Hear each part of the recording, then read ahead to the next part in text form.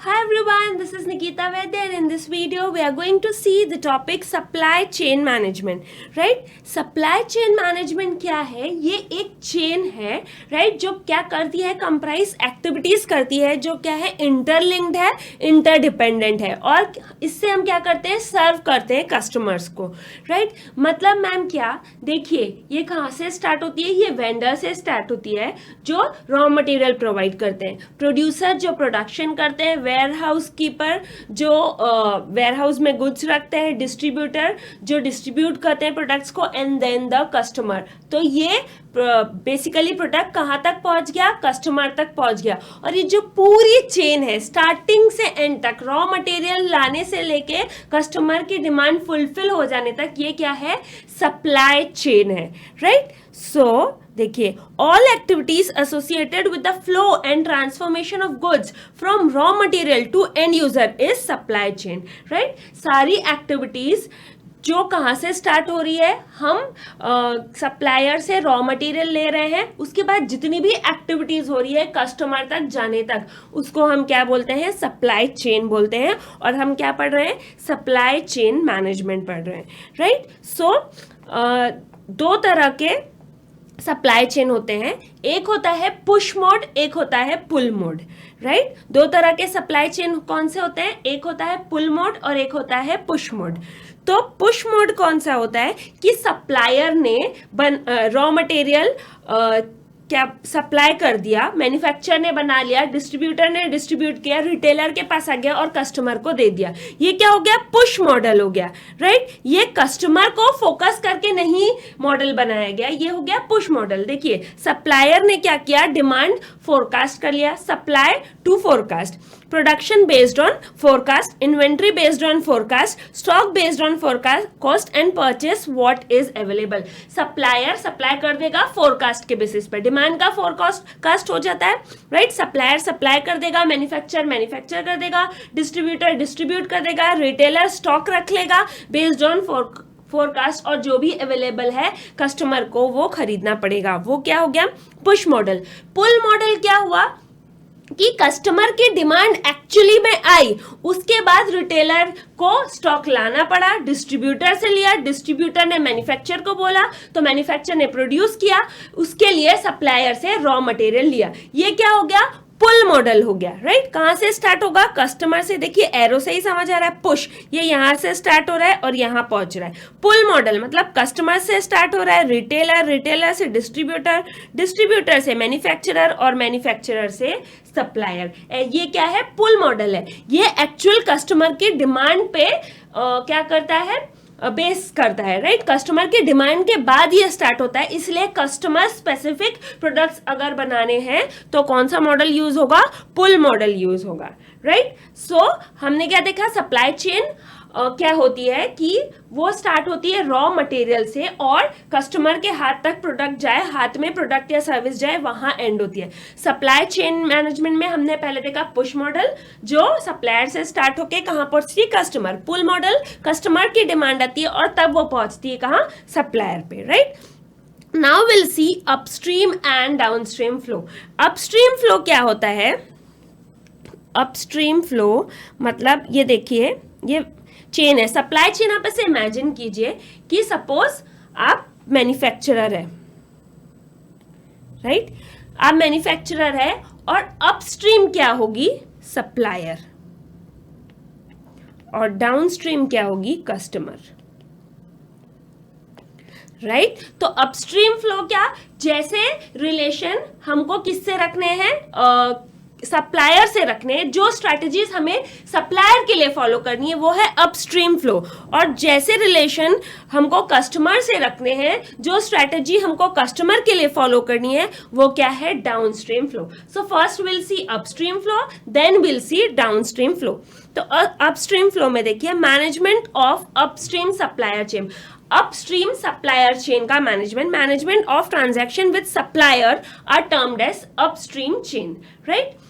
Upstream supply chain management में दो चीज होती है, रिलेशनशिप विद सप्लायर, आप रिलेशनशिप कैसा रखते हैं सप्लायर से, और दूसरा यूज ऑफ इंफॉर्मेशन टेक्नोलॉजी। इसमें ई सोर्सिंग, ई परचेसिंग और ई पेमेंट आएगा। तो पहले हम क्या देखेंगे, अपस्ट्रीम सप्लायर चेन मैनेजमेंट में relationship with suppliers. Relationship with suppliers में हम सबसे पहले ये देखेंगे सप्लायर स्ट्रेटेजी। हमको सप्लायर के लिए क्या स्ट्रेटेजी यूज करनी है। बेसिकली देखिए, दो तरह के फ्लो होते हैं, अपस्ट्रीम और डाउनस्ट्रीम। तो अपस्ट्रीम में सप्लायर और डाउनस्ट्रीम में कस्टमर। सप्लायर में क्या आएगा, दो चीज आएगी, रिलेशनशिप विद सप्लायर और यूज ऑफ इंफॉर्मेशन टेक्नोलॉजी। तो रिलेशनशिप विद सप्लायर में सप्लायर स्ट्रेटेजी। तो सप्लायर के लिए स्ट्रेटेजी, ये पहली सोर्सेस। सप्लायर के लिए स्ट्रेटेजी में पहला आप देखेंगे सोर्सेस, राइट। जब आप सप्लायर के बारे में सोच रहे हैं तो पहला सोचेंगे सोर्सेस, यानी लोकेशन एंड अवेलेबिलिटी, राइट। वो कहाँ सिचुएटेड है, राइट, वो कहाँ सिचुएटेड है, रॉ मटेरियल कैसे अवेलेबल होगा, ये सब हमारे दिमाग में आएगा। सोर्सेस, लोकेशन, ज्योग्राफिकली कहाँ अवेलेबल है, and availability. First is sources. Now second, number of suppliers. हमको ये सोचना है कि नंबर ऑफ सप्लायर्स कितने होने चाहिए एक प्रोडक्ट के लिए। अगर एक प्रोडक्ट है और अगर आपको डिस्काउंट चाहिए, बल्क परचेस का फायदा चाहिए, तो आपको एक ही क्या रखना पड़ेगा, सप्लायर। बल्क डिस्काउंट चाहिए, बल्क परचेस का फायदा चाहिए, तो one supplier for one raw material. और अगर आपको फेल डिलीवरी का डर है, फेल डिलीवरी का डर है, तो आपको मोर देन वन सप्लायर रखना होगा, right. Now number third is आपको क्या क्या देखना है, कॉस्ट, क्वालिटी और स्पीड देखना है डिलीवरी की। आपको देखना है कि वो जो सप्लाई कर रहा है रॉ मटेरियल, उसका कॉस्ट, उसका क्वालिटी और उसका स्पीड, ये क्या है, इंटरडिपेंडेंट है, राइट। क्वालिटी ज्यादा होगी तो कॉस्ट भी थोड़ी ज्यादा होगी, राइट। हो सकता है स्पीड अगर ज्यादा हो तो क्वालिटी थोड़ी कम हो जाए, राइट, या फिर स्पीड ज्यादा हो तो कॉस्ट थोड़ी बढ़ जाए। तो आपको क्या करना चाहिए, इसको बैलेंस करना चाहिए कि कॉस्ट, क्वालिटी और स्पीड एक थोड़े तीनों ही चीज थोड़ी अच्छी हो। तो आपको एक बैलेंस मेंटेन करना है। देन मेक और बाय और आउटसोर्सिंग। आपको स्ट्रैटेजिक मैनेजमेंट की टेक्निक्स लगानी है और बताना है मेक और बाय, मैन्युफैक्चर करें, खरीदे या आउटसोर्स कर दें वो काम, राइट। सो सबसे पहले आप देखिए कि अपस्ट्रीम सप्लाई चेन मैनेजमेंट में आपको दो चीज है, रिलेशनशिप विद सप्लायर देखना है, information technology. Relationship with supplier में पहला सप्लायर के लिए स्ट्रैटेजी क्या होनी चाहिए, पहला सोर्स देखिए, नंबर ऑफ सप्लायर देखिए, कॉस्ट, क्वालिटी, स्पीड देखिए, मेक, बाय या आउटसोर्स, इसका डिसीजन लीजिए। फिर दूसरा क्या, use of information technology. Use of information technology. जब आप अपस्ट्रीम फ्लो देख रहे हैं तो एक तो सप्लायर से रिलेशन और दूसरा use of information technology. Upstream जब फ्लो है, सप्लायर से जब हमारा काम पड़ रहा है, तो मेन एक्टिविटीज क्या है हमारी, मेन एक्टिविटीज है हमारी प्रोक्योरमेंट, ऑफ कोर्स प्रोक्योरमेंट मतलब रॉ मटेरियल लाना, एंड लॉजिस्टिक। आपने खरीद लिया रॉ मटेरियल और ट्रांसपोर्ट हुआ, तो प्रोक्योरमेंट और लॉजिस्टिक, ये दो मेन काम है। अब इंफॉर्मेशन टेक्नोलॉजी में आप देखिए ई प्रोक्योरमेंट प्रोसेस होती है, राइट। ई प्रोक्योरमेंट प्रोसेस कहां से स्टार्ट होती है, रिक्वायरमेंट क्या है वहां से स्टार्ट होती है और पेमेंट पे एंड होती है। आपकी रिक्वायरमेंट से स्टार्ट होती है and ends on payment, right. अब इंफॉर्मेशन टेक्नोलॉजी के यूज में अपस्ट्रीम अगर देख रहे हैं तो दो चीज, procurement and logistic. E procurement आपको बताया रिक्वायरमेंट पे स्टार्ट होती है और पेमेंट पे एंड होती है। इंफॉर्मेशन टेक्नोलॉजी में तीन, ई सोर्सिंग। ई सोर्सिंग मतलब क्या, इलेक्ट्रॉनिक इन्विटेशन देते हैं फॉर टेंडर। इलेक्ट्रॉनिक इनविटेशन देंगे टेंडर का, तो कोड जो है डिफरेंट सप्लायर्स अपने अपने कोड भेजेंगे और इससे हमको आसानी होगी सप्लायर चूज करने में, हमारा टाइम कम वेस्ट होगा, हमारा कॉस्ट कम जाएगा सप्लायर चूज करने में, राइट। सो ई सोर्सिंग मतलब आप इलेक्ट्रॉनिक इनविटेशन दे रहे हैं टेंडर के लिए। ई परचेसिंग करते हैं, राइट। ई परचेसिंग में क्या होता है, जो भी आपके फ्रीक्वेंटली बॉट आइटम्स हैं उनकी एक लिस्ट बन जाती है जो आपने बार बार खरीदे, उसमें आप कुछ डिलीट कर सकते हैं, कुछ ऐड कर सकते हैं, राइट। और फिर उससे जब एक पर्टिकुलर लेवल से कम जाएगा वो स्टॉक तो ऑटोमेटिक क्या हो जाएगा, ऑर्डर प्लेस हो जाएगा। This is e purchasing. Then e payment, of course NEFT करना, मतलब बेसिकली ई पेमेंट आपको पता ही है, बहुत सारी चीजों से आजकल ई पेमेंट करते हैं, गूगल पे कर देते हैं, एनईएफटी कर देते हैं, right. So basically information technology, जब सप्लायर से बात हो रही है, ई प्रोक्योरमेंट होता है, रिक्वेस्ट से स्टार्ट होता है, पेमेंट पे एंड होता है। ई सोर्सिंग में इलेक्ट्रॉनिक इन्विटेशन है, फॉर टेंडर कोटेशन देगा सप्लायर, आपका टाइम और कॉस्ट बचेगा। ई परचेसिंग आपको पता है, लिस्ट बन जाती है ऑटोमेटिक और ऑर्डर प्लेस होते हैं। ई पेमेंट आपको पता ही है, right. Now use of information technology आपने देख लिया। सो बेसिकली आपने जो अपस्ट्रीम फ्लो है, अपस्ट्रीम फ्लो में दोनों देख लिए, सप्लाई रिलेशनशिप विद सप्लायर, उसमें सप्लायर स्ट्रेटेजी देख ली आपने, और फिर उसके बाद यूज ऑफ इंफॉर्मेशन टेक्नोलॉजी में e sourcing, e purchasing and e payment, ये तीनों देख लिए, राइट। देन डाउनस्ट्रीम फ्लो की बात करते हैं। Downstream supply chain management, downstream मतलब कस्टमर से रिलेशन, राइट। मतलब अपस्ट्रीम मतलब सप्लायर से स्टार्ट होके हम तक, राइट। अब हमसे स्टार्ट होके कस्टमर तक, क्योंकि टोटल सप्लाई चेन मैनेजमेंट कहां से कहां तक है, सप्लायर से कस्टमर, उसको दो में ब्रेक कर दिया। अपस्ट्रीम मतलब मेरे सप्लायर, डाउनस्ट्रीम मतलब कस्टमर।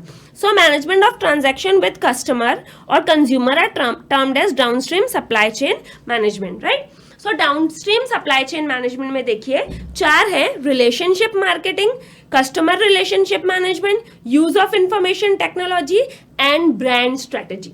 डाउनस्ट्रीम सप्लाई चेन को जब हम मैनेज करते हैं तो चार चीज ध्यान में रखनी है।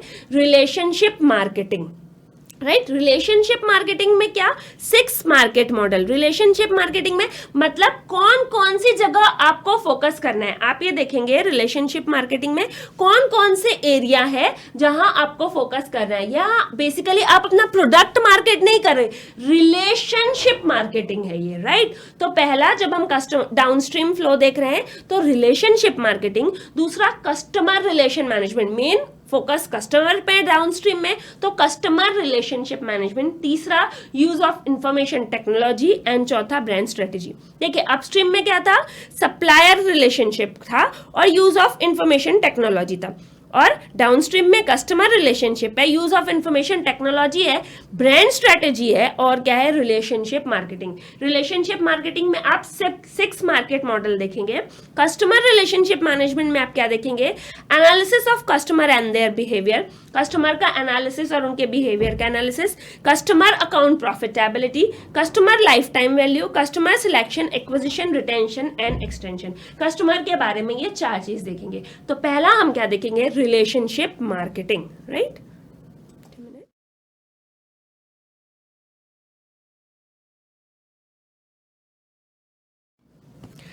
रिलेशनशिप मार्केटिंग क्या होती है, relationship marketing keeping existing customer और नए कस्टमर अट्रैक्ट करना है। ऑफ कोर्स पूरे बिजनेस का एम प्रॉफिट अर्न करना है, तो आपको जो एग्जिस्टिंग कस्टमर है उनको बनाए रखना है और नए एक्वायर करना है, राइट। इसके लिए बहुत सारी चीजें हेल्प करती है, हमारा स्टाफ हेल्प करता है, हमारा प्राइस हेल्प करता है, हमारी क्वालिटी हेल्प करती है, राइट, हमारी डिलीवरी स्पीड हेल्प करती है, हमारी कस्टमर केयर हेल्प करती है, ऐसी बहुत सारी चीजें हमको हेल्प करती है। तो रिलेशनशिप मार्केटिंग मतलब क्या होता है, बेसिकली कि रिलेशन की मार्केटिंग, हमारे जो अलग अलग, सिर्फ कस्टमर की बात नहीं कर रहे, अलग अलग लोग से रिलेशन। तो इसमें क्या है, 6 मार्केट मॉडल है। 6 मार्केट मॉडल क्या है, पहला इंटरनल मार्केट। इंटरनल मार्केट मतलब कि आपको सबसे पहले क्या करना है कि कस्टमर ओरिएंटेड कल्चर आपको बनाना है, राइट। आपको अगर कस्टमर को क्वालिटी चाहिए तो वैसा कल्चर आपको बनाना है,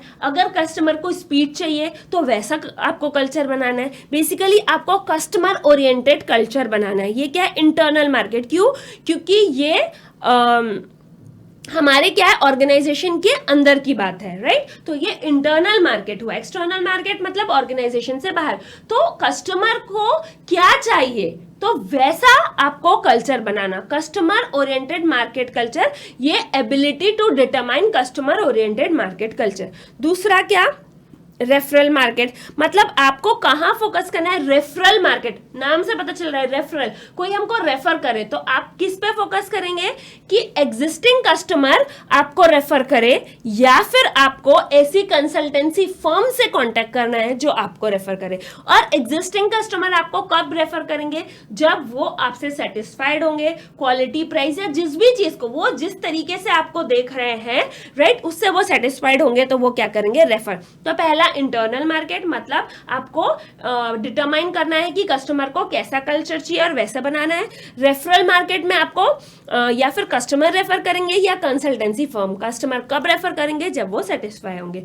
इन्फ्लुएंस मार्केट, मतलब आपको ऐसे लोगों पे फोकस करना है जो इन्फ्लुएंस करते हैं हमारा बिजनेस, जैसे हम share holders, of course share holders पे आपको फोकस करना है, right. Then government, right, then आपको फोकस करना है बिजनेस प्रेस, ऑफ कोर्स इससे हमारा बिजनेस इन्फ्लुएंस होता है। शेयर होल्डर से जो बिजनेस प्रेस है, इंटरव्यूज लेना आता है, बिजनेस न्यूज़पेपर्स, वो government, right. So influence market. Then recruitment market. Recruitment market मतलब क्या कि जो रिक्रूटमेंट एजेंसीज होती है, यूनिवर्सिटीज होती है, इंस्टीट्यूट, जहां आपको नए नए क्या मिलेंगे, एम्प्लॉयज मिलेंगे विथ रिक्वायर्ड स्किल्स, तो that is recruitment market. Then supplier market. Supplier market मतलब ऑफकोर्स जो हमारे सप्लायर है वो, राइट। देन कंज्यूमर मार्केट, मतलब कंज्यूमर मार्केट उनको इन्फ्लुएंस करना, एग्जिस्टिंग, प्रोस्पेक्टिव, जिस भी तरह के कंज्यूमर हो वो सारे। तो रिलेशनशिप मार्केटिंग में 6 मार्केट है, 6 लोगों से रिलेशन बना के रखने आपको। इंटरनल मार्केट जो कल्चर बनाएंगे कस्टमर ओरिएंटेड। रेफरल मार्केट मतलब जो एग्जिस्टिंग कस्टमर है, और referral agencies. Influence market share holders, फिर उसके बाद में गवर्नमेंट, और क्या कौन इन्फ्लुएंस करते हैं हमको, business press etcetera. Recruitment market को क्यों, क्योंकि वो हमारी हेल्प करेंगे रिक्रूट करने के लिए नए individual, recruitment agencies, universities, institute. Supplier market of course, क्योंकि हमको क्या चाहिए, better quality, better cost, speed of delivery, तो supplier market. Consumer market, because हमारा बिजनेस ही उससे चल रहा है, कंज्यूमर से, एग्जिस्टिंग एंड प्रोस्पेक्टिव। सो जब हमने डाउनस्ट्रीम फ्लो देखा तो उसमें पहला देखा relationship marketing, right. Downstream flow में पहला है रिलेशनशिप मार्केटिंग। 6 मार्केट मॉडल, इन 6 मार्केट्स पे हमको क्या करना है, फोकस करना है, राइट। उसके बाद हम आएंगे किस पे,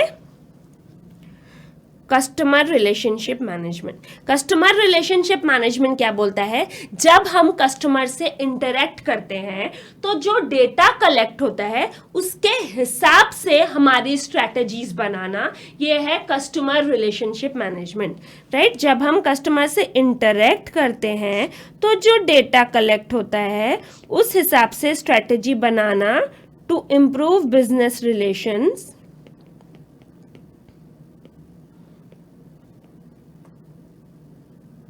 ये क्या होता है, कस्टमर रिलेशनशिप मैनेजमेंट, राइट। जो हमारे एम्प्लॉयज है या जो भी स्टाफ है जो कस्टमर से डायरेक्टली इंटरेक्ट करता है, उनके पास ज्यादा इन्फो होती है कस्टमर की, कि उनके प्रेफरेंस क्या है, उनको कैसी क्वालिटी चाहिए, कब तक डिलीवरी चाहिए, कितने रुपए में चाहिए, राइट। तो जो इंटरेक्ट करता है डायरेक्टली उनके पास ज्यादा इन्फो होती है, और वो मेक श्योर कर सकते हैं कि कस्टमर क्या हो, सेटिस्फाइड हो, क्योंकि उनको प्रेफरेंसेस उनके पता है, कितने कॉस्ट, डिलीवरी, सब कुछ पता है कस्टमर के बारे में इंटरेक्शन के through.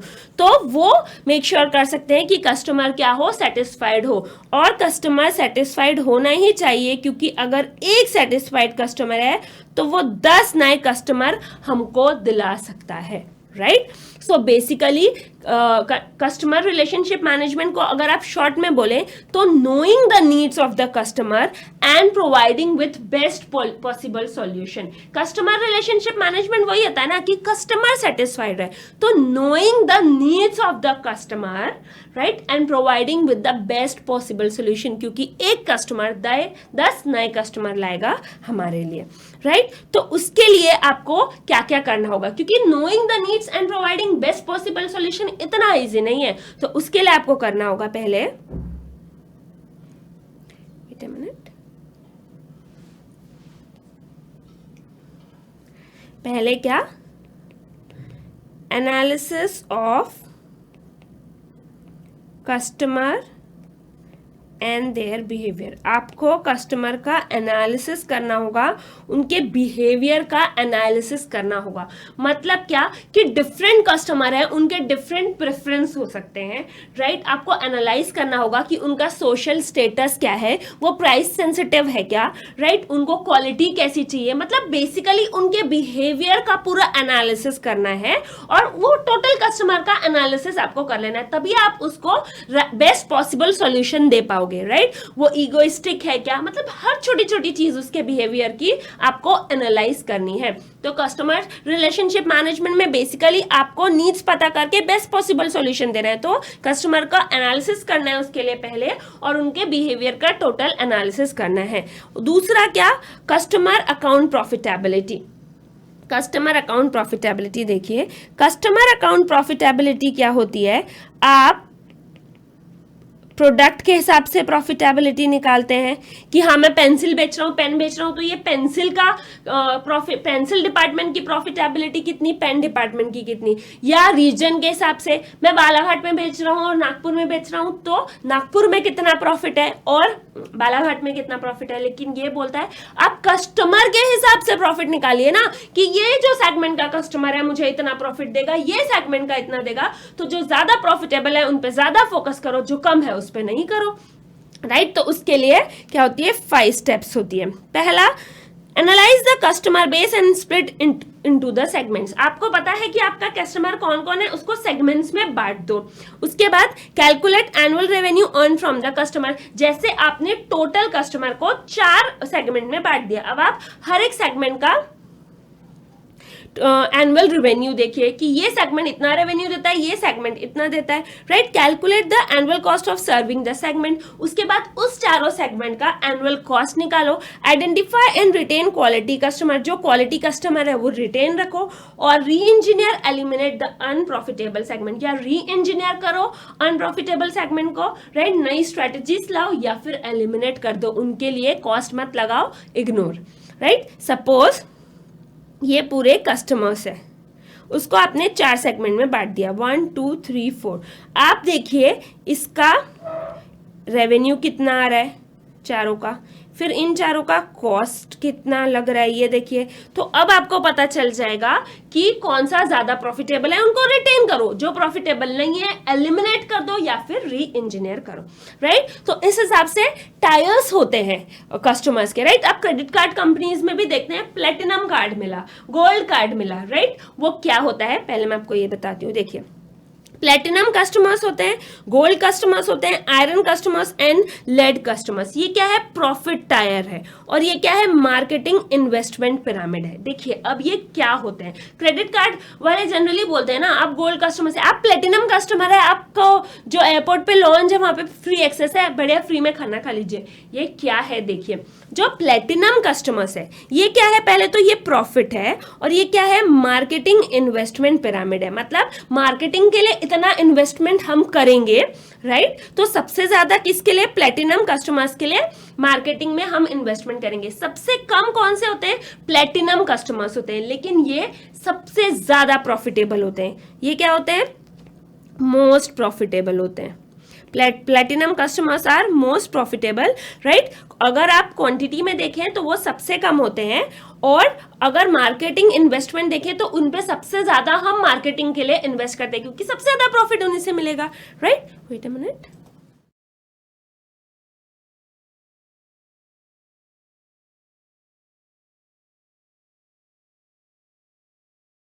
Then second is gold customers. Platinum customers से थोड़े ज्यादा क्वांटिटी में कौन से होते हैं, गोल्ड कस्टमर्स। ये क्या होते हैं, ये प्रॉफिटेबल होते हैं, और इनमें मार्केटिंग में इन्वेस्टमेंट थोड़ा कम होगा। ये प्रॉफिटेबल होते हैं, most profitable platinum, gold profitable. फिर आयरन कस्टमर्स और ज्यादा होते हैं, ये क्या होते हैं, नॉट प्रॉफिटेबल बट डिजायर्ड। मतलब क्या, हमारी कोशिश रहती है, अभी ये प्रॉफिटेबल नहीं है लेकिन हमारी कोशिश रहती है कि ये आयरन कस्टमर्स गोल्ड में, प्लैटिनम में कन्वर्ट हो जाए। ये प्रॉफिटेबल नहीं है लेकिन डिजायरेबल है क्योंकि हम इनको कन्वर्ट करने का देख रहे हैं। मार्केटिंग इन्वेस्टमेंट और कम। फिर लेड कस्टमर्स सबसे ज्यादा, तो ये नॉट प्रॉफिटेबल नॉट डिजायरेबल। मतलब ना ही ये प्रॉफिटेबल है ना ही ये डिजायरेबल है, इनको इग्नोर कर दो, इनमें इन्वेस्टमेंट भी आप नहीं कर रहे मार्केटिंग में, राइट? तो इनको आप छोड़ ही दो। तो 4 प्लैटिनम सबसे ज्यादा प्रॉफिटेबल, गोल्ड उससे कम प्रॉफिटेबल, फिर आयरन कस्टमर प्रॉफिटेबल नहीं है लेकिन डिजायरेबल है, हम उनको कन्वर्ट करने का देख रहे हैं। फिर लेड not profitable not desirable, right?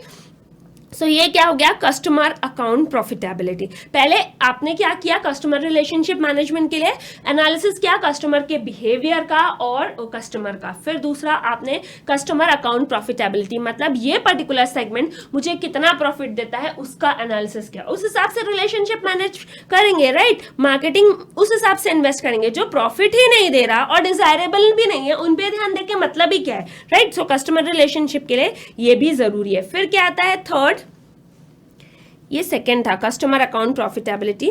Then third आता है कस्टमर लाइफ टाइम वैल्यू। ये क्या होता है, कस्टमर की लाइफ टाइम वैल्यू, मतलब जो भी हमको कैश फ्लोज आएंगे कस्टमर से लाइफ, उसकी पूरी लाइफ में, कस्टमर की पूरी लाइफ में, वो मेरा कस्टमर सपोज 5 साल रहेगा तो 5 साल में जितने कैश फ्लोज आएंगे उसकी प्रेजेंट वैल्यू, उस पे मैं जितना खर्च करने वाला हूं, राइट? तो माइनस कॉस्ट कर देंगे, उसकी भी प्रेजेंट वैल्यू। आज खर्च किया, कल अगर आज खर्च कर दिया तो फिर तो प्रेजेंट वैल्यू की बात नहीं, कल खर्च किया तो उसकी प्रेजेंट वैल्यू लेनी पड़ेगी ना। तो जब ये माइनस कर देंगे तो उसकी क्या आ जाएगी, कस्टमर की वैल्यू आ जाएगी लाइफ टाइम की, कस्टमर लाइफ टाइम वैल्यू। ये भी निकालना जरूरी है कस्टमर रिलेशनशिप मैनेजमेंट के लिए, क्योंकि अगर एक कस्टमर से लाइफ में इतना रेवेन्यू अर्न होगा, हमको पता चलेगा हम उस पर कितना खर्च करें, और अगर इतना खर्च कर रहे हैं तो क्या वो कस्टमर हमारे लिए वैल्यूएबल है क्या। So customer lifetime value is the third one. Then number 4 is customer selection, acquisition, retention and extension. So customer relationship management में 4th पॉइंट है customer selection, acquisition, retention and extension. तो customer selection में आपको क्या पता करना है कि आपके टारगेट कस्टमर्स कौन है और हम उनको हम उनको रीच कैसे करें, राइट? कस्टमर सिलेक्शन में ये भाई इतनी बड़ी दुनिया है, राइट? इसमें हमारे कस्टमर टारगेट कौन सा है और उनको हम रीच कैसे करें।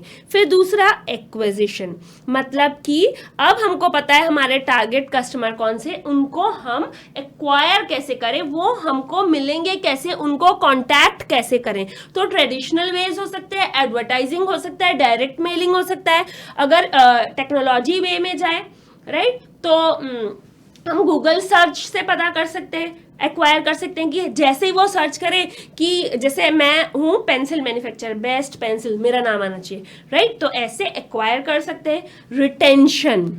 रिटेंशन मतलब जो कस्टमर्स ऑलरेडी हैं मैं उनको कैसे रिटेन करूं, बेटर क्वालिटी दूं, कम कॉस्ट दूं, कैसे रिटेन करूं।